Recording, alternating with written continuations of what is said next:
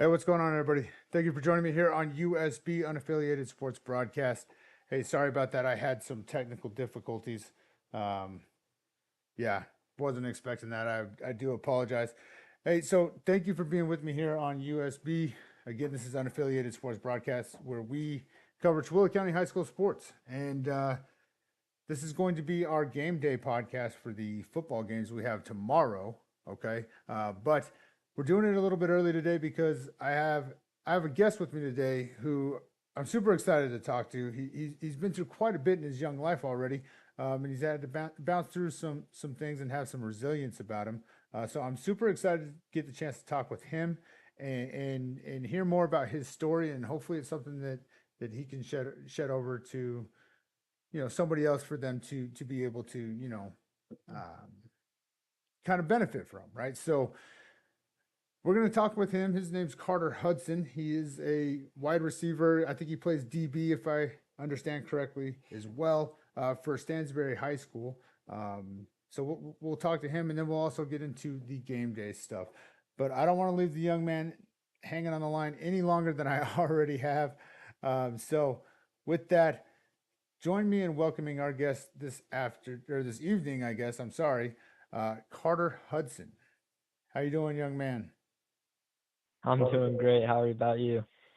Oh man, I'll be much better if this goes smoothly. You know what I mean? Oh yeah, we'll get it rolling. So, well, first things first, young man. How are you, and have you eaten anything? Because I know you're joining us after your JV game. Yeah, I'm doing all right. Just got back from the JV game, so I'm trying to rest up, get ready for the varsity game tomorrow. But yeah, I've eaten my dinner already, trying to get all that nutrients in, trying to recover as fast as possible for that game tomorrow. So. Sure, makes a lot of sense. Makes a lot of sense. So how did that game go? I was torn between going to your guys's or my nephew's over in Deseret Peak. So I obviously chose the latter. But how did you guys end up doing? Um, we didn't do too well. We have a couple mistakes to fix up, but we're focused on next week. It's in the past already. We're moving past it. We're gonna watch up on film hopefully and fix up all those mistakes. I know I have a lot to learn as well. Fix up those mistakes, get ready for next week, and hopefully catch a W. Right on, right on. So do you primarily play receiver or defensive back? Primarily receiver and play backup safety. Okay, okay. Which one? I mean, obviously you primarily play receiver, but which one do you really enjoy the most, would you say? I love catching the ball. I've always loved the offensive side, catching touchdowns. Um, Getting that adrenaline rush has always been a big thing for me. Right on, man. Well, so tell us something about yourself that we wouldn't know from a stat line. You wouldn't know from a stat line would be I have an insane amount of adversity. I've gone through a lot. Um, as you said at the start of this, and just being able to keep my head in the space that most teenagers can't. I think that's a huge thing for me, that I've been able to have that quality for a long time since middle school, I'd say. And yeah, just keeping adversity, keeping that mental state high, pushing through all that bad stuff, and trying to get the best out of everything. So what do you mean by keep your mind in that space? What do you mean by that? Like, sometimes you get knocked down and you stand back up and you get knocked down 10 times harder. You can go through lots of things, mentally, spiritually, physically. It doesn't really matter. Anything you go through, you can get right back up, but sometimes you just fall right back down, and sometimes you fall harder than you did the first time. And being able to keep your mindset, on that goal, on that path that you're on, and trying to keep your head clear and not be so negative all the time. It gets to a lot of young athletes, I think, and I think that separates me from people my age. I'm able to keep a clear mind throughout the week, throughout the hard practices, the hard conditionings. So Well, we're gonna come back to that after we start talking about your story a little bit, because I'm super curious to know, uh, what it is that you do specifically towards that. But we'll come back to that. Okay. So, when we were looking to line up interviews, somebody had reached out to me and kind of given me a little bit of a brief story of some of the things that you've gone through. You've been playing football for a while now, and you had some success when you were younger prior to high school. But then I understand, you met some of that adversity, and it kind of set you back. You know, Tell us a little Yeah. bit about that. How did that all transpire? So my last year Little League before coming into high school was it was rough. I ended up tearing my left quad. Went through a bunch of physical therapy for that, and freshman year I re-tore it again. So came back a little bit too early and ended up re-injuring myself. Was out for a little bit through summer training, and then the first couple weeks of my freshman season. Um, not having that chance to prove myself in those summer workouts and those first early weeks of the season, it hindered me a bit. But I Sure. pushed through and got my freshman starting spot that year. And I played that year through a bunch of stomach pain that we didn't know what was coming from. Progressively, it got worse and worse, and with physical activity, it didn't really help. And in the off season, with staying so active, it still affected me even when not in season for football. So you Um, you played through all this while you were going through that stomach pain? yeah, freshman year I played through it. Just kind of sucked it up, but like I said before, it progressively got worse, and it got super bad my sophomore year. So So, what did you guys end up finding out about that? found out that my appendix needed to be taken out. I went through a bunch of MRIs, CAT scans. I even ended up having to get a colonoscopy to get everything checked out. I had multiple MRIs, multiple CAT scans. Everything was coming back normal. But eventually, me and my parents kind of put our foot in the ground and went to the ER one night when it was excruciating.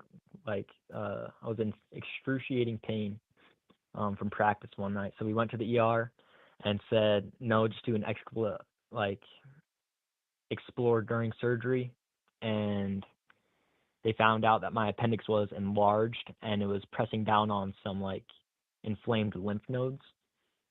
Oh wow. So they ended up removing my appendix. So that was fun. Surgery was great though. It was a huge success. I no longer have that pain anymore. So I'm very blessed to be able to get rid of that and keep moving forward. So if you had to put a timestamp on it, how long would you say that you were kind of dealing with that?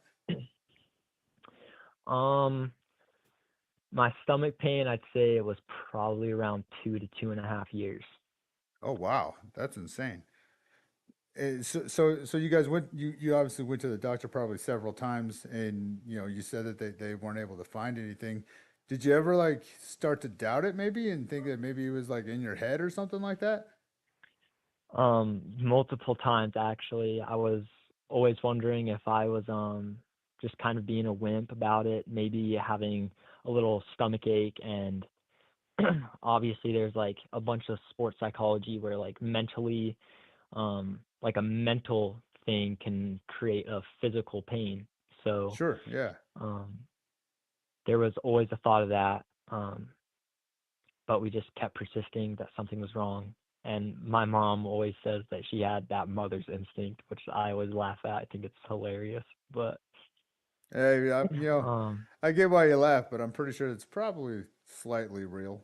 I'm not gonna say fully real. It's probably exaggerated a few, a little bit, but it's probably definitely real to some extent. no, she was spot on. So it was awesome.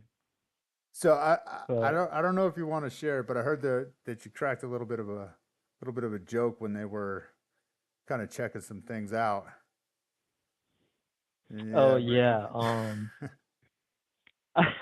I don't know like how appropriate it is for me to say. It's not like too bad, but I said I think you're that okay. okay, awesome. I would say that my parents paid the doctors to violate me for my colonoscopy. So that's just kind of a joke that I would tell my friends and everything. Um and also like as a little kid, like it can get a little bit embarrassing, but at the same time it was all for my health and my health Sure. takes priority. No, sure, So of course. It's a good thing that you can make jokes about it, man, because like yeah, I'm sure in the moment it was pretty wild for sure, but looking back on it, it's a good thing that you can make jokes about it, man. That's crazy. Okay, so they removed your appendix, and then what? I had to recover from surgery. Um my sophomore year I got in about it was either the second to last week of the season or the last week of the season. Um, and my pain was gone. I was able to go do off-season training um, over this year, and my pain's gone. I haven't experienced it since. So it was my appendix. At least that's what we believe. Um, and pain's gone. I'm back. I'm ready. I have like all the motivation in the world to go out and show up for my team. Um, a year was taken away from me, so I'm ready to get back there. Yeah, that's what I was just gonna ask. So you ended up pretty much missing your entire sophomore year, then? Is that right? Yeah, I did. Okay. All right. So you get back into it this year. How was training? Was it did it take you a while to bounce back, or how did that go for you? It did, especially in the mental aspect.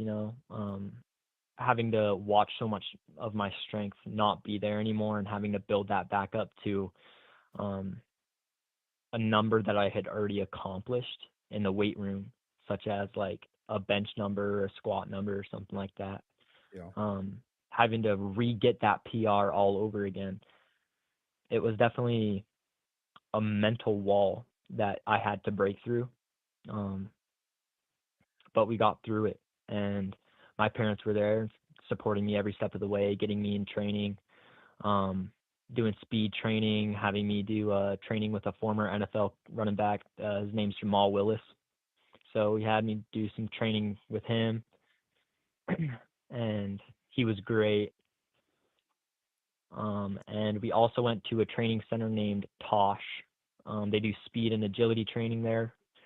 Um, they helped me out there a ton. I'm gonna go back again this next upcoming off season for sure.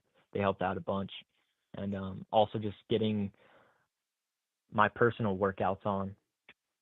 So I'm ready for it all, and I'm excited to get it going. And the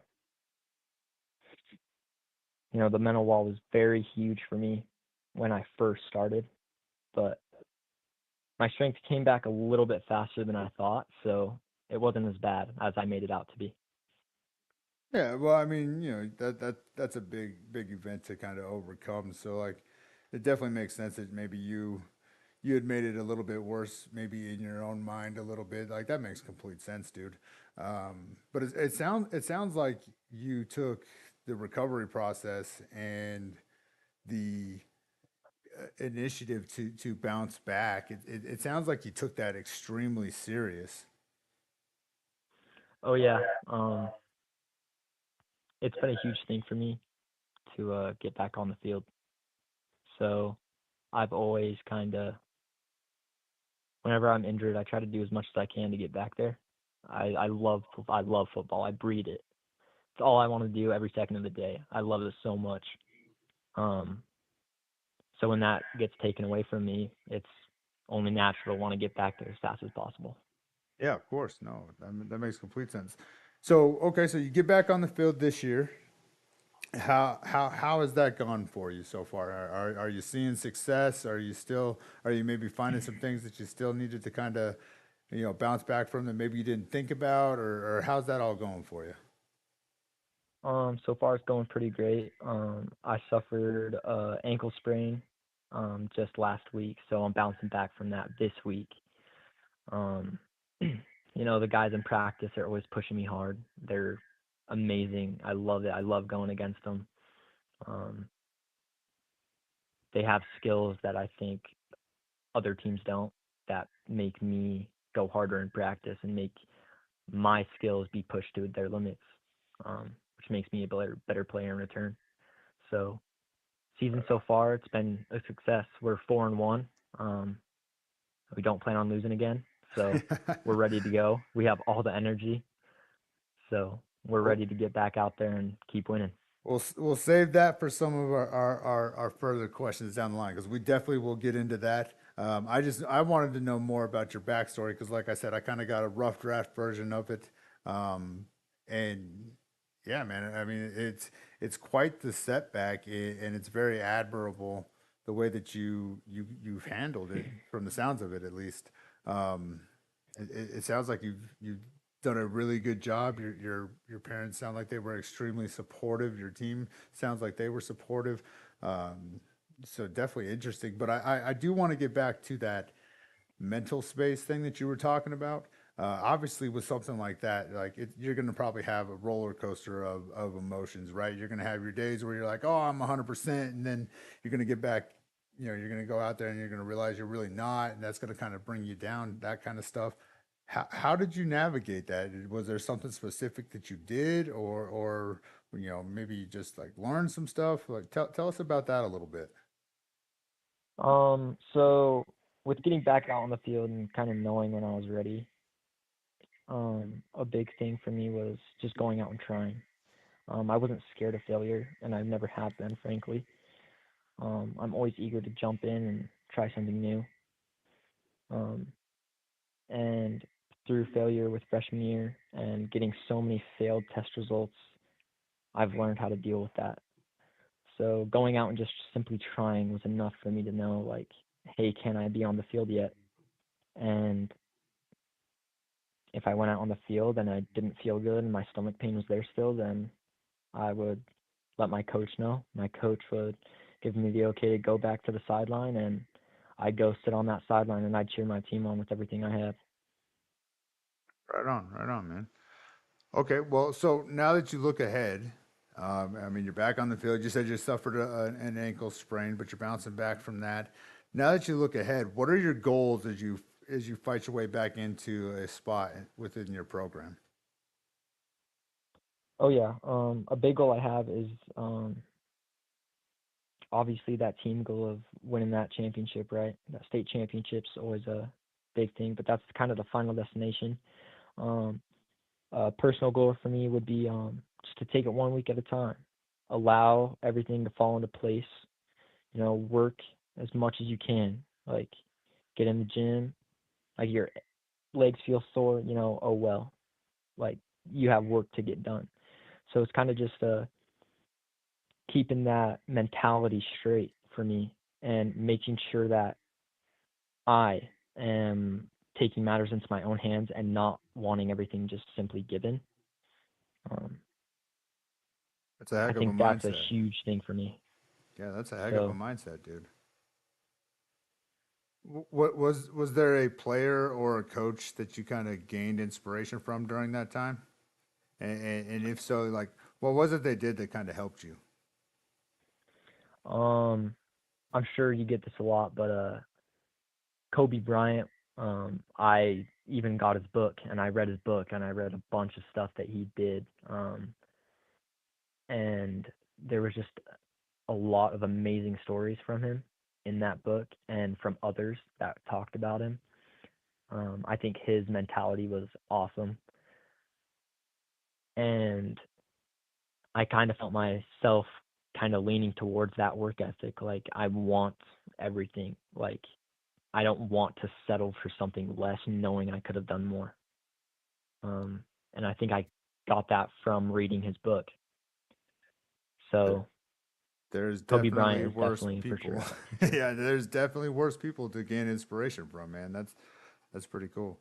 I'm a huge Kobe fan. Of course, like I was young enough when he started out that it made sense, but yeah, definitely worse people to gain inspiration from.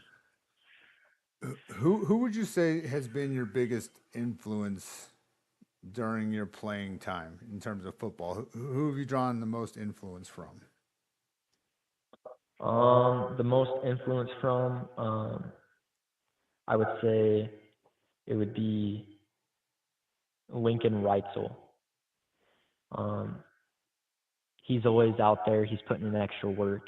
He's in the gym constantly, and I think that his work ethic is absolutely amazing. Kind of watching him on the field, um, seeing how he takes steps, learning from him just from watching. Um, it's definitely a huge thing for me to watch people and watch how they do certain things and then implement it with my own. Um, Yeah, I mean because taking that's skills. pretty good. I'm sorry, I didn't mean to cut you off. My bad. No, you're good. Taking skills from others and making them your own is a good attribute, I think. And I think that the top of the world athletes do that themselves. So, Okay. Yeah, no, definitely. So if you could, we're hearing some echo. Are you just using the phone, or are you using like nope, I'm using my phone right now. okay. Well, it might be something. Like I said, I've had some serious technical issues. Um, so I do hope that it's corrected. The chat's telling us that it's better. Okay, so definitely. I mean, Lincoln's had a great season thus far.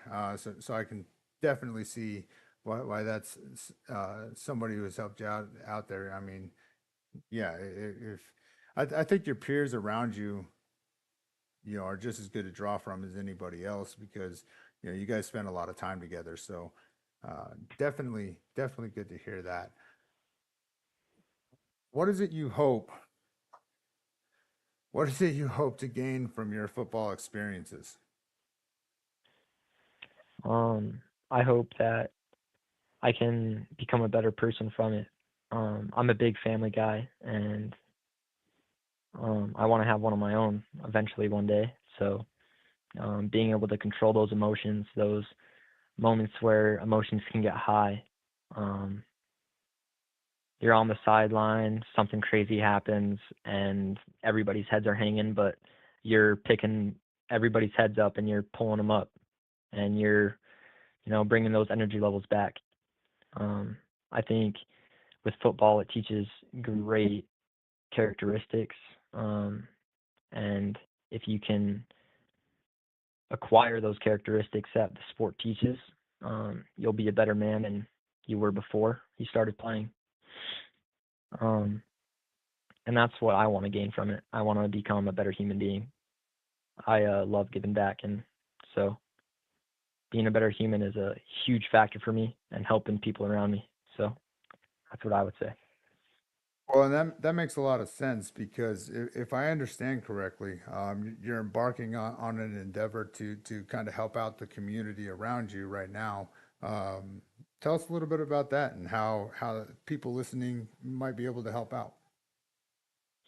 Um, I just feel super strongly about like homeless kids, and that there's kids out there that don't have the luxury of sleeping on a nice, comfy bed at night. Some of them have to sleep on the hard ground, and that doesn't really sit right with me. So I decided to make a campaign for people donating, and it's not straight money donations. It's actually there's a link on my X account. It's only I recently reposted it so more people would see it. Um, and it will take you to Amazon, an Amazon cart, and you can buy like blankets, like toothbrushes, coats for the winter. Doesn't really matter, and it'll get shipped directly to my house, and we'll put care packages together, and we'll go and give them to the homeless. Um, it's never really sat right with me that just because some people were given a harder hand at life, that they have to suffer more than someone that had it a bit easier. So I wanted to give back to my community a little and give whatever I could. So I decided to start that up and hopefully get something from it and give back to my community. Yeah, no, that's definitely one of the great conundrums of life, right?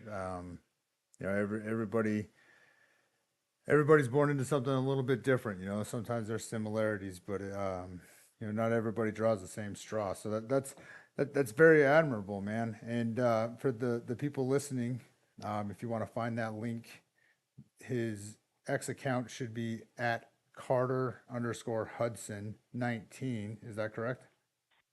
Yes, it is. Okay. And if you're interested, check it out and help this young man achieve his goals here, because that's a very admirable thing, man. It really is. I Not appreciate that.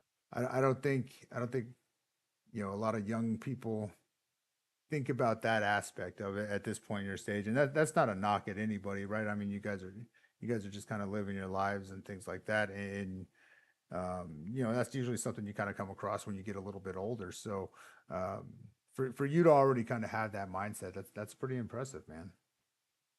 I appreciate that. Thank you. Okay, so let's get into some football now. All right.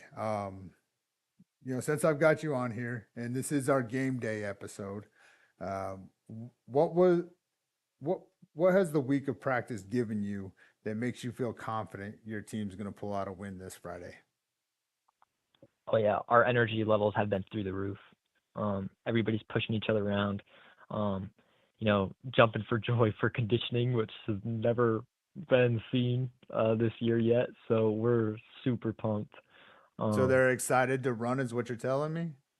yeah, like at the end of conditioning, end of practice, we'll do conditioning, and we're like hooping and hollering, like give us more. So we have the mindset, we have the energy, um, and we want it bad. I know all of us do, and I can speak for my team when I say this. We want to win, um, and I think that we will.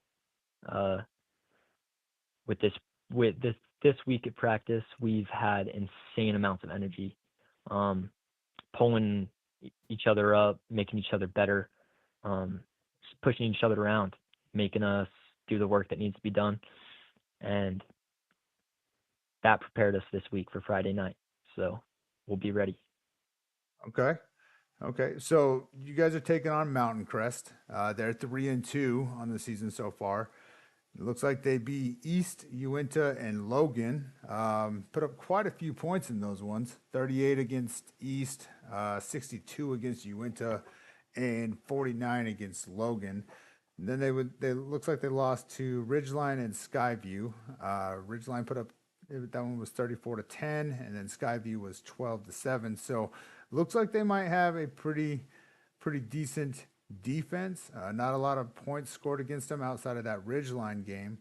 Um, what have you seen from your guys' offense that that makes you think you guys might be able to exploit some of Mountain Crest and their defense a little bit?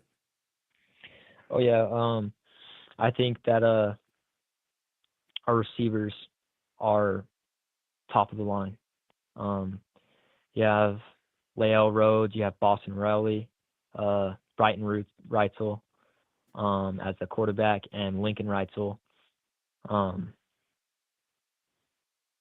those receivers and that quarterback, they lead the offense. They're amazing. And you have Carter Peterson in the backfield, and he's an aggressive runner. He's amazing. He creates plays that shouldn't be created. So I think that we have a lot of key players in our offense. We have a lot of extraordinary talent, and talent doesn't matter if your team doesn't have chemistry, but we got loads of it. I know that Brighton, Lincoln, and Boston are like three peas in a pod. They're always out there working. They're getting extra work in, throwing routes, lifting weights. They're always doing extra. So um, praise to those three. They're they're extraordinary, and I believe in them. Yeah, no, you guys definitely have a very good receiving trio, for sure. And Carter does some out of the backfield there. It looks like he's got 4 for 78 yards, 2 touchdowns. Looks like Noah Cephas, he's getting some receptions there. 6 receptions for 65 yards. But on top of that, you guys got an outstanding defense. It looks like I haven't been able to Oh catch yeah. any of the games. I've watched a little bit of them back on the replays and stuff like that. But I mean, you got Bronx Baker with 42 total tackles. You got Cole Tincher leading the charge with 8 tackles for loss. You got he's also leading the team in sacks there. You guys have 10 sacks on the season. You got Baker with a sack, Cephas with a sack, Simmons, Hinton, and Joyce. So you guys are really creating a lot of pressure, it looks like, in that backfield. What have you seen from the defense that makes you think that they're going to be able to contain Mountain Crest? Oh yeah. Like I said, or sorry, like you said, we keep pressuring that backfield. Um, Noah Cephas is awesome at getting pressure, and Cole Tincher as well. I believe in both of them with all my heart. I think that our D line is absolutely fantastic. They're always putting pressure, giving it everything we got every single play. And our secondary is outstanding. You have Colton Danes and Carter Cashmore back there at safeties. You have Lincoln Reitzel at cornerback, and Ladarius Rhodes at other cornerback. So Yeah, all amazing athletes.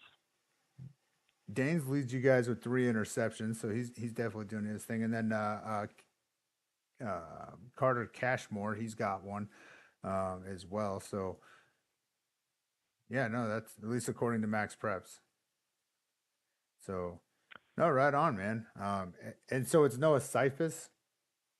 Yes, Noah Okay, Cephas. so I've been saying that wrong. You guys in your names, man. Like I thought for the longest time Brighton was Rutzel, until I did the interview with him. And he's like, Yep. no, no, it's Reitzel. And I was like, well, show me where the I or the Y's at, man, because I'm confused. But Yeah.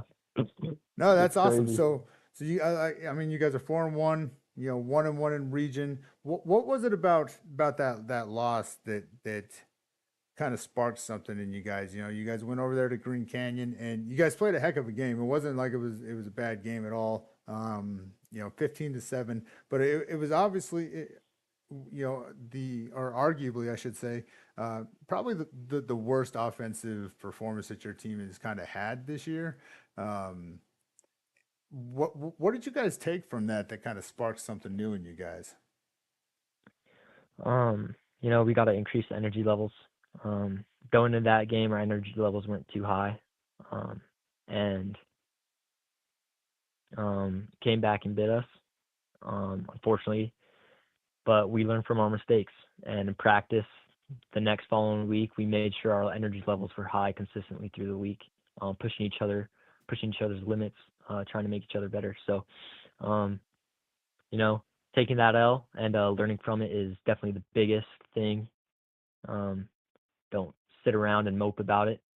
Um, Watch film, get better, and realize mistakes. Be a teammate, be a team player at practice, and it just lit a fire under us. We're ready to win. We're hungry for it, and Right on. yeah, that's it.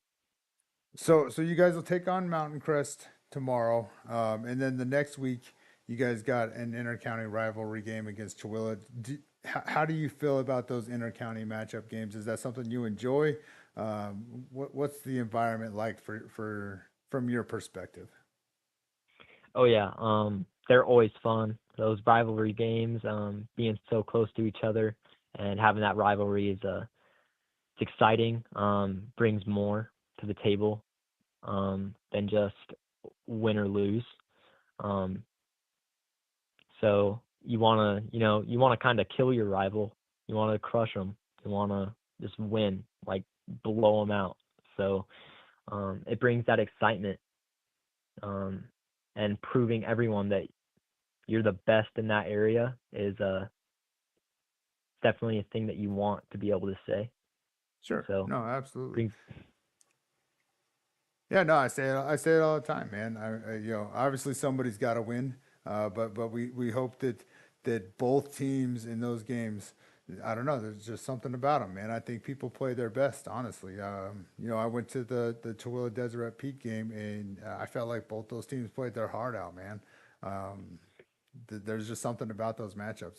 It's really exciting. But we don't want to get too far in the future because you do have a game tomorrow, and that is against Mountain Crest. Now, I was looking up stats, but Mountain Crest doesn't post anything. So, without spending a lot of time trying to play some of their games back, I don't really have any thoughts on what they might do. But who's a player in your opinion that coming into this game tomorrow that we should keep an eye on? Who do you think is going to do something big for your team tomorrow? Big for our team tomorrow would be I'd say Brighton Wrightsville and Ryder Meyer. Ryder Meyer, that's the sophomore, right? Yep, he's filling in this week at the slot, and I'm expecting things from him. Last week he got a touchdown, so I'm super pumped for him. But I think he'll get another one this week. So hold on a second. I gotta ask this question because I'm jogging my brain here right now. I'm pretty sure I might be wrong about this, but I'm pretty sure I had him as my player to watch last week, and I had no Oh, did you? idea. I had no idea he was filling in.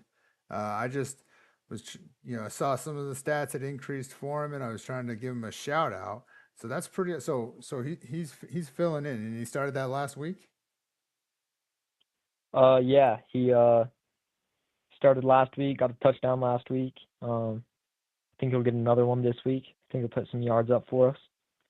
Dang, look at that. That's pretty awesome. That's pretty Yeah. awesome. Okay. Yeah, no, we'll definitely keep an eye out for that, man, and good luck to that young man for sure. So with the new staff that you guys have there in Stansbury, right, and some of the changing personnel, what was something or what is something that you've learned this year that has helped you grow? Something that you didn't know before that maybe this staff kind of taught you that's helped you grow as a player. Um. Yeah. Just I think a big thing is a lot of players will discard like the scout team during practice, and when they're actually like one of the biggest parts, you're giving that starting defense or starting offense that look, and you have to give everything you got so they can be prepared for Friday night. Um, so it doesn't really matter what you're doing in practice. You're running everywhere, you're jogging everywhere, you're not walking. Really just kind of teaching that mindset of, hey, give it everything you got, every single rep. Even if you're just on scout team, you're giving these starters their look, and you need to give them a good one for them to be ready for the game. So they've just taught a lot of let's keep energy levels up, let's give it everything we got, um, and that scout team needs to be there, and they need to show up at practice, and they need to put in some work. I think that's my biggest takeaway this year so far. I'm sure I'll learn a bunch more. They're amazing coaches. Right on. No, I mean that's solid, man. Because I mean, you're only as good as you can prepare for, right? So, definitely not a bad thing to learn.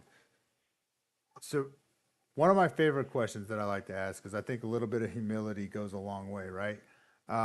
Give us a bonehead moment, right? A time where you did something that was obviously, a bad idea, but in the moment maybe made sense, but that you can look at now and kind of laugh about. What would one of those be for you? Yeah, it's just as a receiver, there's a lot of things that you can mess up wrong. You can block the wrong guy, you can run the wrong route. So I'd say my freshman year, um, I was debating um, what I should do, but my teammate had told me that I was lining up wrong. So I listened to him, and I ended up going to the wrong formation, and my coach ended up screaming at me from the sideline. So it was kind of a hectic play, but all worked out. We did end up getting a touchdown on the play, so everything did work out in the end, but it was just kind of a moment of like craziness and being hectic, like um lining up the right way, being told you were wrong, so it makes like you kind of second guess yourself, and then you go line up the wrong way instead. So it was just kind of like a crazy moment, but it all worked out in the end. So it was it was fun. It was a fun moment. It was a fun game. I remember that game. Um, So I think the the loser biggest was against question is, Morgan. oh, against Morgan. I think the biggest question is, did you do it again after that? Nope, never again. Well, then Never there you again. go. I trust my coaches and what they say. So There you go, man. There you go. Now, I think this is just my personal opinion, but I feel that every team has a player that contributes something to the team that's irreplaceable, right? And you know those things they don't always show up on stat lines and things like that. Who, in your opinion, is a player that provides something like that for your team, and why do you believe it's as valuable as it is? um yeah, his name's came up a couple times before. But Brighton Reitzel. Um he has exceptional leadership skills, like, and exceptional leadership characteristics. During practice, he will push you. He'll make sure. He'll give you advice. Um, he'll talk to you, like talk you through the play if need be. He's just off. He's like amazing. He's smart. So I'll defend that man with my life, and he brings insane leadership to the team. Always pushing each other, keeping energy levels high. So um, it's just extremely valuable because some teams don't have that cornerstone and they don't have that player that drives them to be better. Brighton never takes a play half off, and when you see someone like that, it only makes you want to follow. So Sure. Yeah. No. he's a Effort great is leader. contagious. Effort is contagious. I believe that with everything that I am. Absolutely. So what's the dream then, young man? Where does football take you when you dream big? When I dream big, it takes me to the NFL. I've wanted to play in the NFL since I was 7 years old. Um, and I've been holding football since I was in diapers. So I've always been around the sport. I've always loved it. Um, and I want to make it big. So this is a big moment for you, young man. Um, if you had your choice, which team you going to? In the NFL Yeah, or college? we'll get to Okay. that in a second. But let's start. Um, You already brought up NFL, so let's talk about NFL.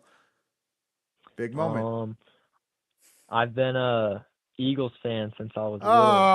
So Oh yeah, no! Dang it! it's okay. I'm not like the other fan, the fans from but No, I've they always got a loved the good team, Eagles since man. I was younger. So They got a good team right now. I can't knock that. How long you been a fan? since I was born. That's impossible. How long you Nope, been an I came actual out. fan? I came out and I was watching them since I was Oh born. man, oh man. Well, that's all right. That's all right. I have a love hate relationship with the Eagles.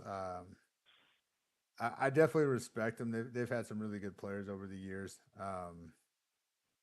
I definitely respect them, but I just naturally have to dislike them because I'm a Cowboys fan. So, but I'm on the fence with my Cowboys right now. I'm not gonna lie. So there's a lot of things I don't like, but all right, I'll give you a pass on that one. But yeah, Alrighty. I don't know if I don't know if I'm gonna be able to you know, look you in the eyes, and I don't know. We'll see. No, I'm just kidding. I'm just kidding. Yeah, man, that rivalry gets crazy every year. So okay, so what about college? You know, if you had a dream choice of where you could go to college, where are you trying to go? Honestly, for college, um, I just love to go anywhere. I want to play football. So Sure. um, I don't really have that. Just keep options open and just go wherever my life takes me, really. So And that's not terrible. So I mean, obviously, like that's a hard. The NFL is a hard feat to get to, right? Especially when you start talking about the amount of people that play versus the amount of people that actually make it, right? In terms of like what you might do for your future, um, besides football, what are your aspirations? What are your interests? What are you looking to do? I'm big into health science and like sports medication, sports psychology. Um, so I just kind of want to be involved in like the health world. I'm not dead set on where I want to go, like, because there's so many options with that route. So I know I want to be a little bit involved with sports, like a strength and conditioning coach, like an athletic trainer, maybe. But just kind of be involved with sports. I've loved sports since I was little, obviously. Um, Since you came out the so, womb, apparently. oh yeah, oh yeah, you No, know it. that's right on, man. I mean, that's definitely something that can keep you in the world for sure. But definitely keep your eye on the prize, dude. I mean, you never know what might happen in life, and I'm sure you know that. You've gone through quite a few things as a young man. So, keep your eye on the prize. Just keep grinding, dude. And you might surprise even yourself a little bit. Absolutely. Thank you. So, if you could give advice to younger players, what would that advice be? Advice to younger players would be just start putting in that work early. Not many kids your age will um, have that discipline and really take it upon themselves to get better and be active. Um, Learning that early and learning that discipline will help you throughout life, help you through football, help you through whatever sport you're playing. Um, to just get after it, chase that dream, dream big. No one can ever really tell you what you can do. And that's why people, you hear about the underdog stories. So just keep on grinding. Everything will work out and don't make it big. Go dream. Absolutely, absolutely. Dream big. Because real world life sucks, man. Like jobs, they suck. They suck. Chase your dreams. Go chase your dreams. If there's one thing I can preach to you guys is go chase these dreams, man. Obviously you got to make money. Obviously you got to be smart a little bit, right? But go chase those dreams. Seriously, don't give up on them. Nobody wants to go work at a warehouse. It sucks. So, is there anything that you would like to add? Maybe something we missed or something that you feel is important. um, I think something that's important is acknowledging your parents. Um, that's kind of like back to the thing of like the mentality wise. Um, my parents supported me through everything, and big shout out to my mom and dad for all that they've done for me, all the money they've spent on me because I'm a little spoiled, but I'm grateful for all that they do for me, and shout out to you, mom and dad. I appreciate all you do, and that's it. Okay. Well, I got one more question. It comes from our chat here. Um, the tattoo. What's the story behind that? Was it part of your adversity story, or was it just something you just got? Um, I'd say I found it when I was going through my stomach issues, and it means continuous improvement in English. So I live by that, just improving 1% each day, or even 0.5% each day. I don't even know if the math like adds up with that, but who cares? You guys get what I'm saying. Nobody cares Um, about math. just take it one step at a time, and get work done that you can. Right on, man. Right on. Well, listen, young man, I greatly appreciate you joining me here. I know you've had a long day and you got a busy day tomorrow, so I don't want to keep you much longer. But thank you for taking the time out of your evening to speak with us, give us your story, be vulnerable a little bit, and and share all those things with us. I do greatly appreciate it. I appreciate you too. The opportunity was amazing. Loved every second of it. So thank you as well. All right, man. Well, we wish you nothing but the best. Um, hopefully we get to see you out there some more. I think I'm gonna try to be at your guys' next JV game that's local. So hopefully I get to see a little bit of what you can do out there. But obviously we hope to see you at the varsity level as well, man. And we wish you nothing but the best. We wish your team nothing but the best. Again, Stansbury will be on the road tomorrow, taking on Mountain Crest. Stansbury is 4-1. Mountain Crest is 3-2, and that game will be tomorrow at 7 p.m. So safe travels, obviously, to the team and fans and spectators and everybody who's heading out there for that one. And go kick some butt. Thank you. I appreciate that. All right, man. Well, you're welcome to listen, obviously, but I'm gonna go ahead and cut the phone call off here in just a second, so we can get on with the rest of the game day. But again, seriously, big shout out to you, man. Thank you for joining us. It's been really great getting to chat with you and get to kind of know you a little bit. You seem like a very exceptional young man, and I'm sure you're gonna go plenty of good places in life. So keep it up, dude. We're rooting for you, and stay in touch. Let us know how you're doing, okay? I will. Awesome. Thank you. All right, man. Well, you have a good night. Rest up, and we'll see what you guys do tomorrow. Yes, sir. You too. All right. We'll talk to you later. So that was Carter Hudson from Stansbury football. Quite the story that young man had. He's been through quite a bit. So shout out to him. Shout out to him, and shout out to the people around him for keeping his spirits high. I think that's something that could definitely break a lot of people, if you don't have a good support system. So shout out to him.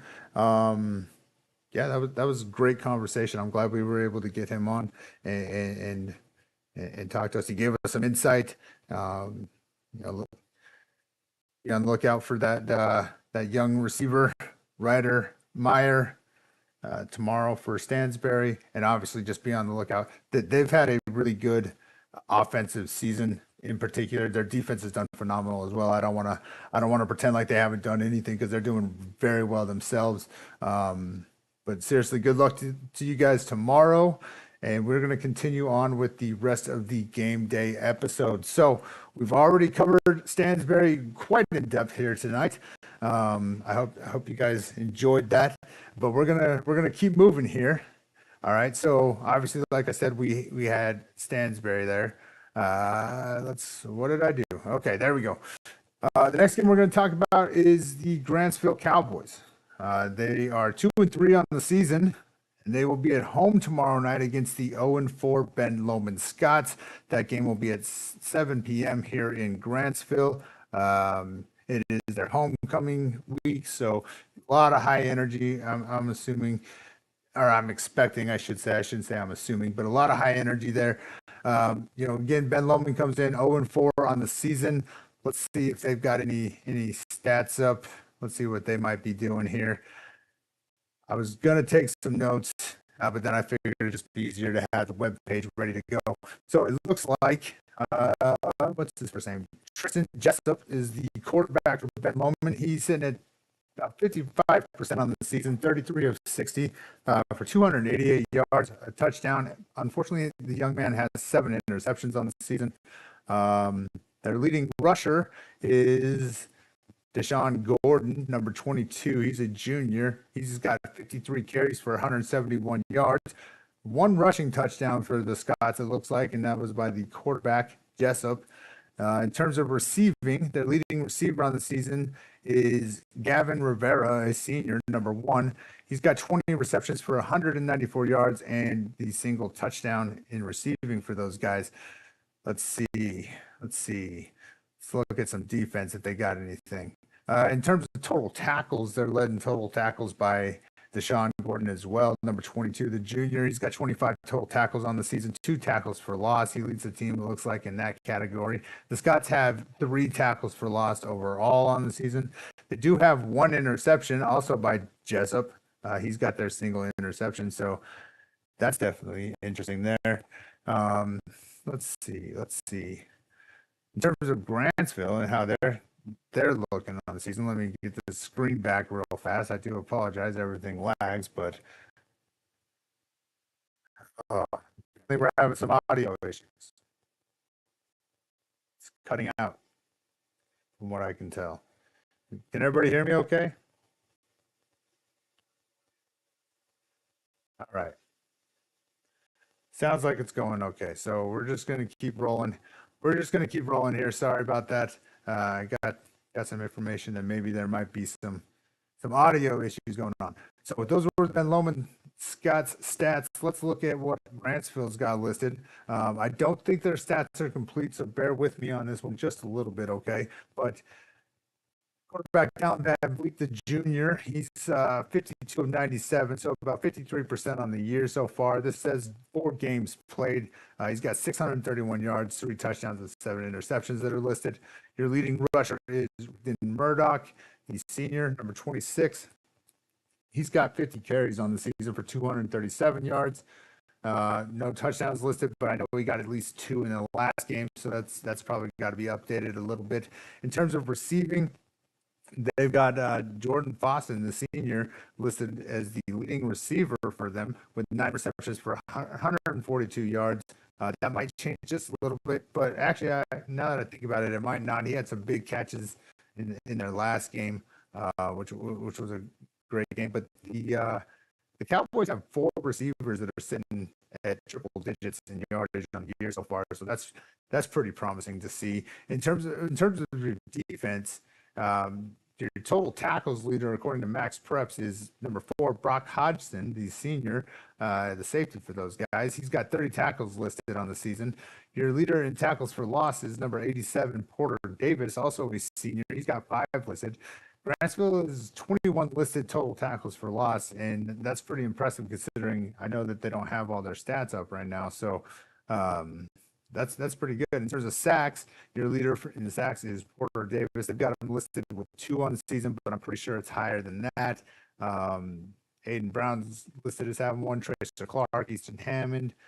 In terms of interceptions, your leader for the Cowboys is Jordan Boston, the senior, and with 3, and Jake Bodell, also a senior, number 24. He's got 1 on the season, so they've got 4 listed.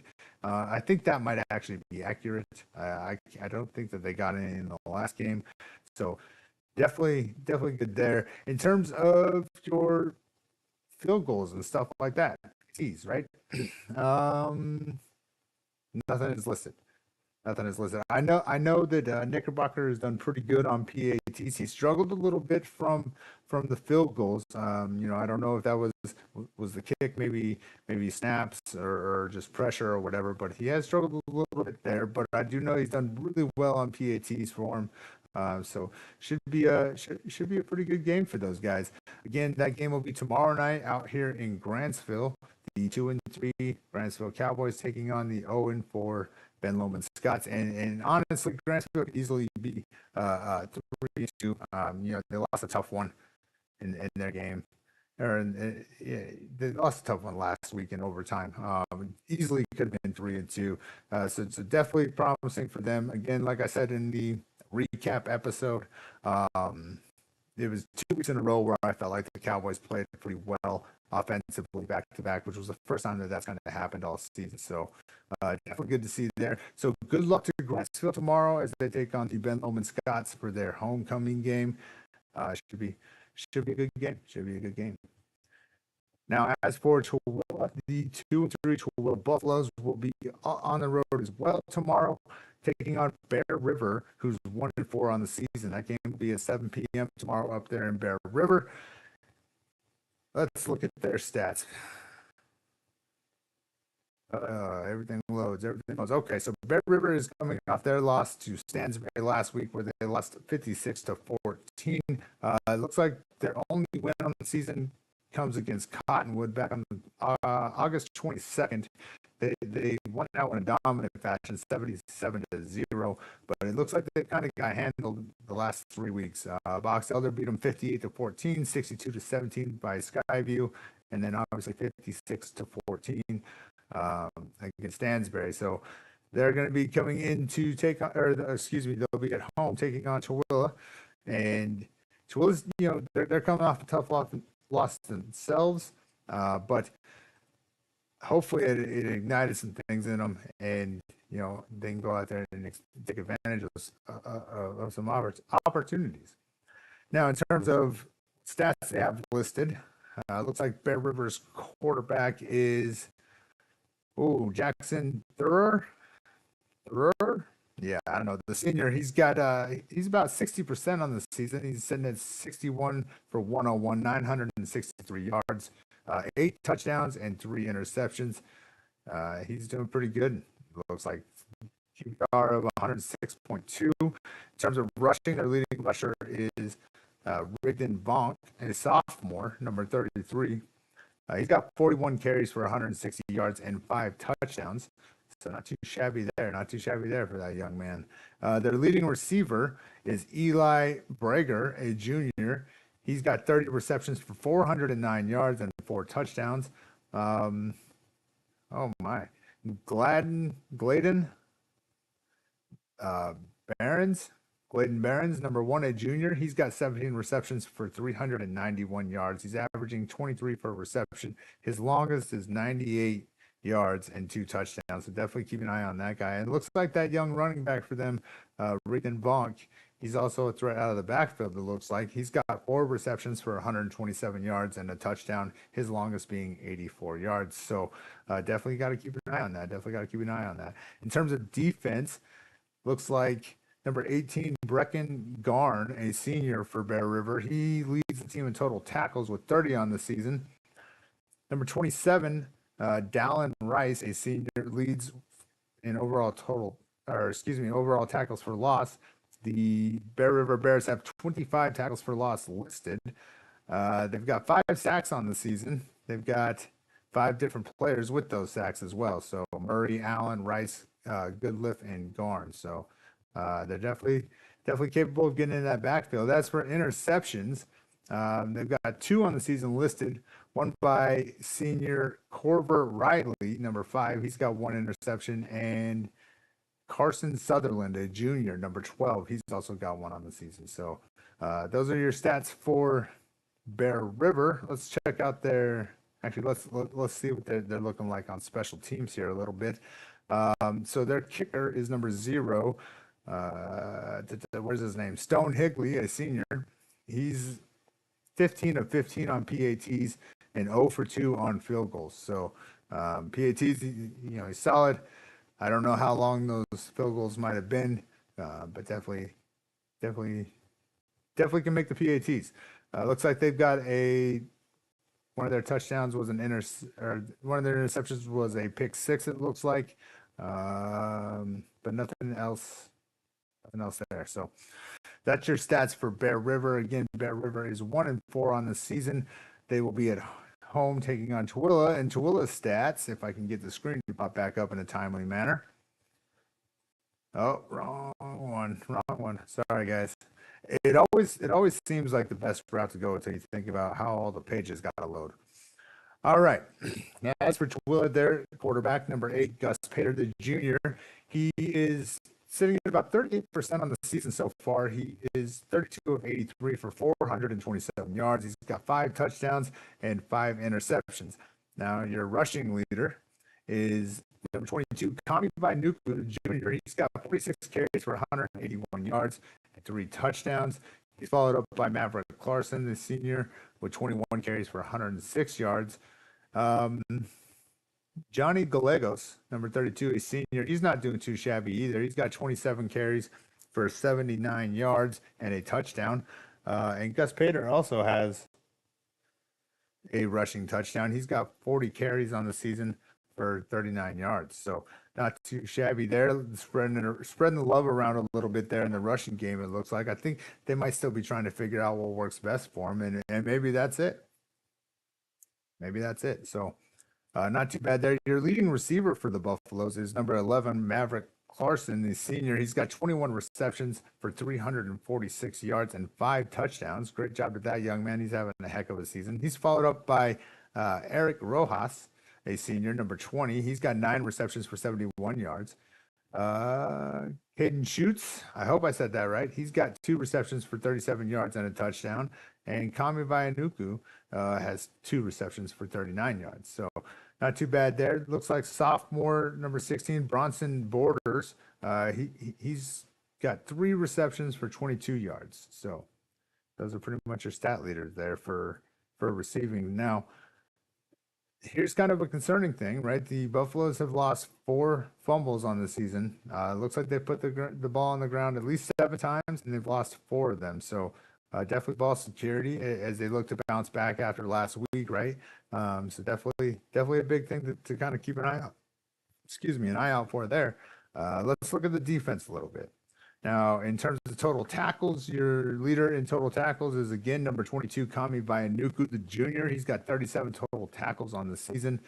Caden Schutz, the senior, he's got 20. Your leader in tackles for loss is number 58, Luke Dixon, the senior. He's got 8 tackles for loss on the season and 18 total tackles to go along with that. Your leader in sacks is number 43, Jaden Shinwa. I think I might have said that right this time. I butchered that one probably quite a bit, but the sophomore, he's doing great for himself. He's got 4 sacks on the season so far. He's doing a really good job. But really, what's impressive to me is that the Buffaloes have 19 total sacks listed on the season so far. They're definitely doing a good job in that department. Really getting some pressure in that backfield. Looks like they've got 21 hurries. They're doing a really good job there, and I think that's definitely something that they deserve some credit for, because 19 sacks on the season, that's not too shabby. That's not too shabby at all. The Buffaloes have 5 interceptions listed on the season. Let's see, number 29, the senior William Beamish. He's got 2 interceptions returned for 43 yards. Number 3, Caden Schutz. The senior, sorry, man. I do apologize if I butchered your name. I really do. He's got 2 interceptions, no yardage listed there. But it looks like they got 9 passes deflected. Along with that, 53 total interceptions. Oh, and Kami Vayanuku, the junior, also has an interception. So definitely not doing too bad in that category by any means. Now, in terms of their special teams play, Maverick Clarkson has been doing all the kicking for him. He is 10 of 11 on PATs, and it doesn't look like he's attempted any field goals. So PATs, he's definitely doing pretty dang good there. So great job. They've got a touchdown return, or a kickoff return for a touchdown, excuse me. So by Maverick Clarkson as well. So definitely not doing too bad. Definitely not doing too bad there. Obviously, for the Buffaloes, last week was a tough game for them. I'm sure they learned a lot of valuable things from that. So this week, I'm definitely hoping that they can bounce back from this and kind of turn things around into the latter part of the season there. I think this is a good bounce back game for them. Bear Rivers clearly got some things that they're working on too. So I do like this matchup for them, and I hope that they get out there and they do some great things, because they definitely need some motivation. I think after last week, that's a tough way to lose, and I truly hope that they're able to keep their minds right and come out and be aggressive, maybe be a little upset, right, and maybe be a little upset and go turn that around. So good luck to Tooele as they head up to Bear River to face the Bears tomorrow night at 7 p.m. Safe travels to you guys, the fans, spectators, family, everybody that likes. Good luck and be safe. As for Deseret Peak will be... Oh my goodness, this is taking forever. There we go. We'll be off. Oh, yep, that's right. I already knew this. I'm sorry. Deseret Peak will be on the road tomorrow at 7 p.m. They will be taking on the 5-0 Ridgeline Riverhawks. Deseret Peak sitting at 0-5 on the season, coming off a tough loss last week where they faced Green Canyon. This will be another tough road game for them. I was at that JV game earlier today. Definitely. I left my dang notepad in the car. I'll shout him out. I'll have to come back to it. I took some notes down. Let's see, off the top of my head, number 12 from their JV team. I don't know his name. I didn't have a roster, but keep your eye on that young man. I think he's going to do pretty good for him. Yeah, keep an eye on number 12 from the JV team for sure. I think it was number 60 who ended up getting a sack for him too. Um, yeah, I ended up having to leave that game about halftime, but nonetheless, those were two players that really kind of stood out to me for some of the stuff that they did. But yeah, keep an eye on number 12. But either way, in terms of Deseret Peak, again, they'll be on the road taking on Ridgeline.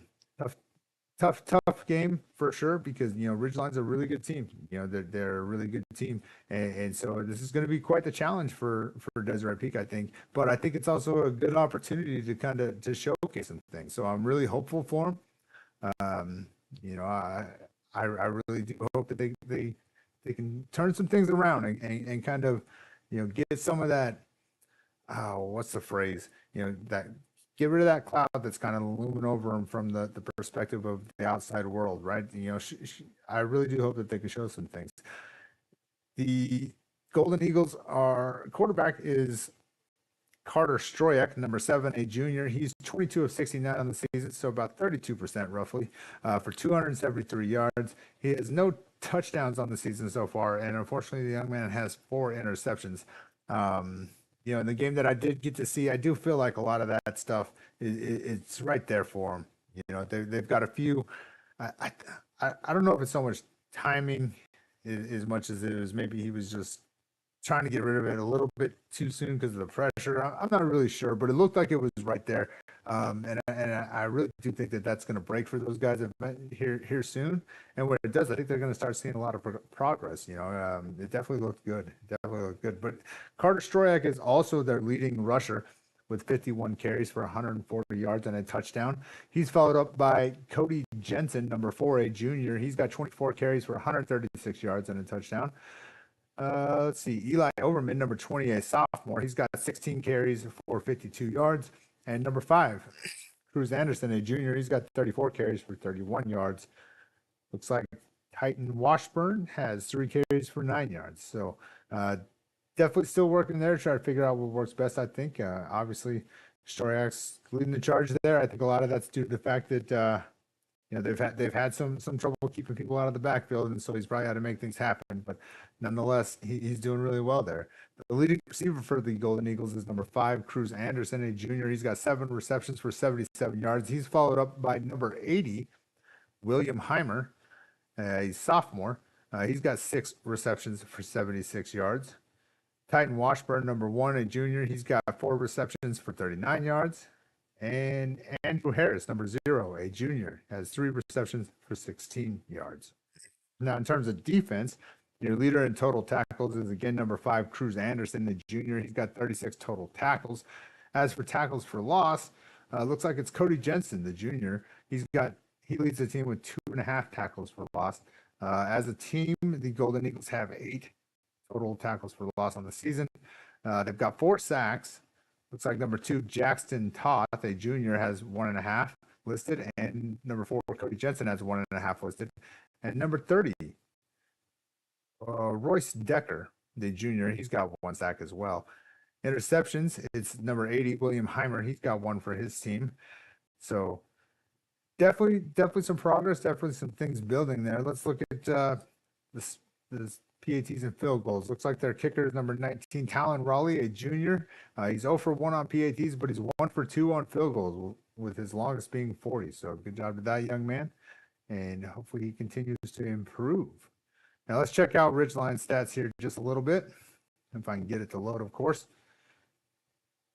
Alrighty, so in terms of your offensive performance for Ridgeline, they're led in the passing game by their quarterback, senior Nate Daly. He's 69% on the season so far.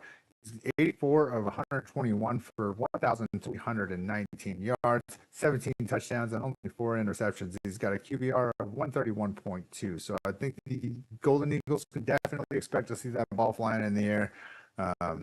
That young man's having quite the season. In terms of their ground attack, number 30, a junior, Noah Fiafia, he has 39 carries for 292 yards and 2 touchdowns.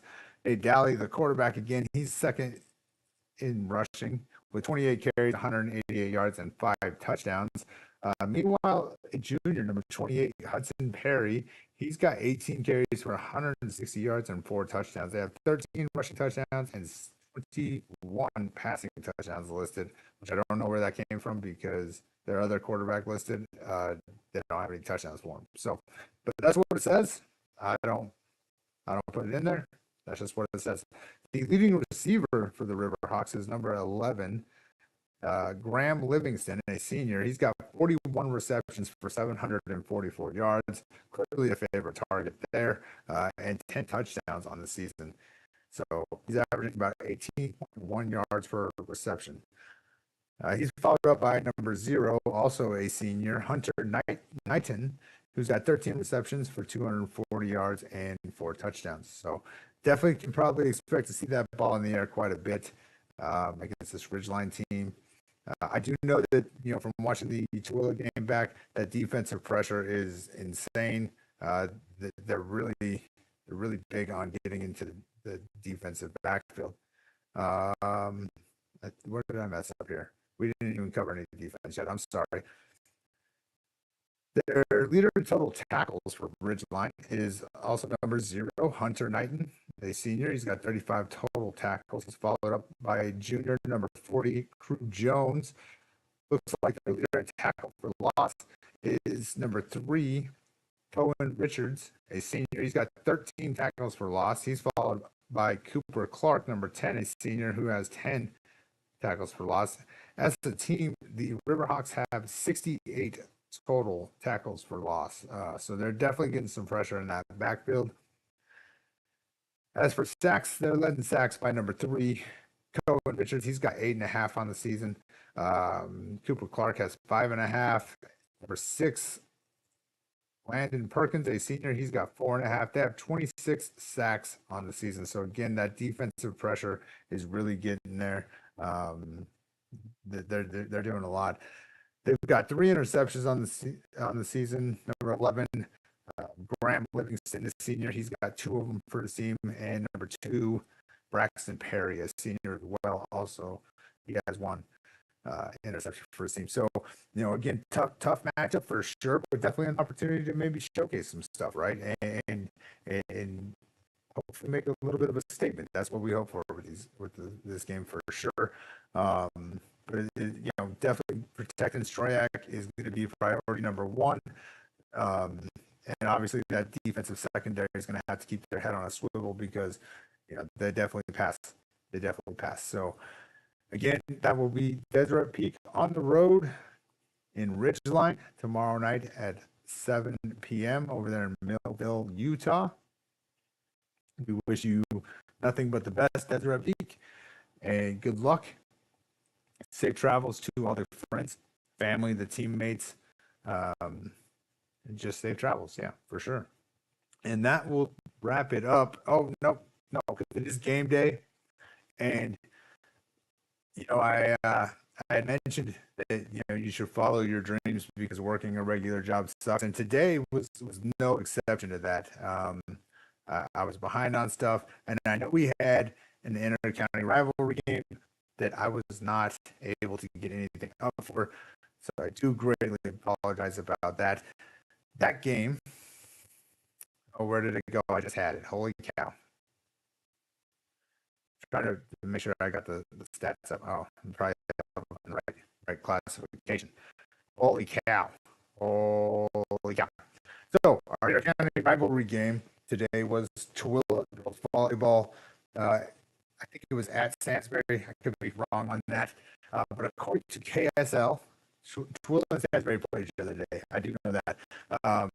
According to KSL, Tooele won that one 3-1. Now, I say that with a grain of salt because I was checking that kind of stuff out for the games from yesterday or the day before, excuse me. And I had some severely conflicting information. So please take that with a grain of salt. If I am wrong, please correct me. But it looks like Tooele won that one with a score of 3-1. So tough one there for Stansbury. But I think I think that might tie it up. I meant to get back and check that out, but I never did. As for Deseret Peak, they played Ridgeline today, and according to KSL, Ridgeline takes that one 3-0. That's your volleyball scores. Let's find soccer again. Bear with me. Looks like Grantsville played Ben Lomond today. I think that was out here in Grantsville, if I'm not, or no, maybe it was on the road. I can't remember. I don't know why I'm pretending that I can. But according to KSL, Grantsville wins that one with a score of 2-0. Nothing appears to be listed for our 4A schools. I don't think they had a game today. So again, volleyball ladies, I greatly apologize that I was not able to get anything up for that intercounty rivalry game.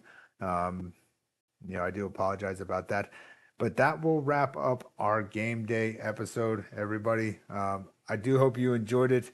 I really do hope that you checked out that interview. That was a great interview. So shout out to Carter Hudson. Quite the story that young man has, and yeah, it was great to get to chat with him. It really was. It really was. So that'll do it, guys. I think that'll do it. I don't think I missed anything. I know it's a little bit long. We've never done an interview and the game day, so I hope it worked out okay. But again, special shout out to Carter Hudson. Seriously, thank you for joining us. He had quite the day. He played a football game. They've got the travel tomorrow, and he took time out of his evening to join us, and I greatly appreciate that. And it was a pleasure getting to know him. So good luck to everybody tomorrow. I think it's pretty cool. You guys might not, but I got a pretty cool hype video that I cannot wait to share. And I think you guys are going to like our game day graphics a little bit. I changed those up a little bit too. So nonetheless, I'm excited. Good luck to everybody tomorrow. Safe travels. Seriously, safe travels. Go out there, give your best performance. Heads up. Short memory for last week and move forward, right? And just go out there and showcase what you can do. We're super excited for you guys. Good luck again. Safe travels. That'll wrap it up, everybody. As always, thank you for listening to USB Unaffiliated Sports Broadcast. Hopefully it's your home for Tooele County High School sports. And we just keep chugging along here. So as always, guys, please take care of yourself. Please take care of each other. Don't mind the intro and outro. It says the Monday recap. I forgot to change it again. Kind of got caught up with other stuff. But nonetheless, please take care of yourselves. Please take care of each other. And until next time, I'll see you at the games.